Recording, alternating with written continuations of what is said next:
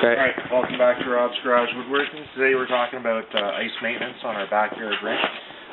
Sometimes what will happen is, if for example you go on to your ice when it is a little bit slushy on top after it's been a little bit warm, or you're trying to shovel off snow or whatever, sometimes it's a little slushy. So if you have high spots, just use your ice scraper for your driveway and scrape those high spots off.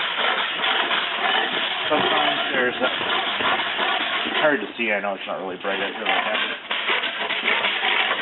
Scrape them off smooth. Sometimes they're footprints or whatever. And then we do have some high spots down here.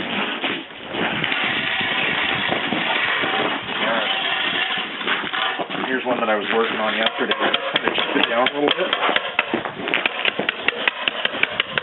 And another friend of mine suggested using a propane torch and just heating that area, which is kind of neat. So you just chip it down a little bit. So, anyway, another thing, to have your ice nice and smooth, you see all the snow. My wife came out and shoveled it, and she did sweep it. But say if you look at this down here, I'll close up with it. That little bit there. That if you get it wet, sometimes it'll maintain a little bit of a ridge, so it ends up being slush. So what you want to do is make nice thin layers of water, right? So this, as much of the snow that's on the ice, try to get as much of that off as possible.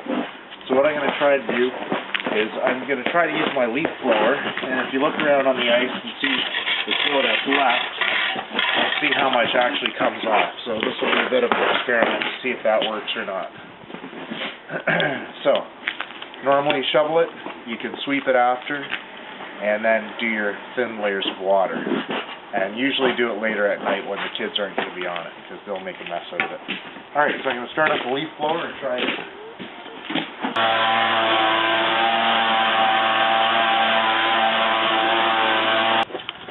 Alright, well, it was a worthwhile try, but very limited success. So, probably the broom is the best way to go. Alright. So, it's going to be hard to see, but the ice is really rough, okay? And that is from slush. So, like right over here, where the snow is sitting, okay, that will turn into slush. And you try to sweep as much of that off as you can. And once your ice surface is pretty flat, then it'll come off pretty easily with just a shovel. So what I'm just using is the shower setting on my garden hose. You can use a rink rake. You can use a rink rake, or a variety of other things. A friend of mine swears by hot water. He says it's good until about -10, and after -10, then it's not so good, and it'll do bad things to the ice. I don't know what he meant by that, but anyway. So, basically what you want to do is just get it wet.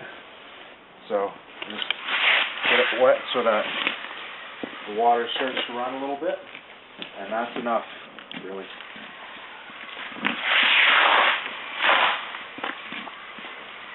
Just a nice light coat.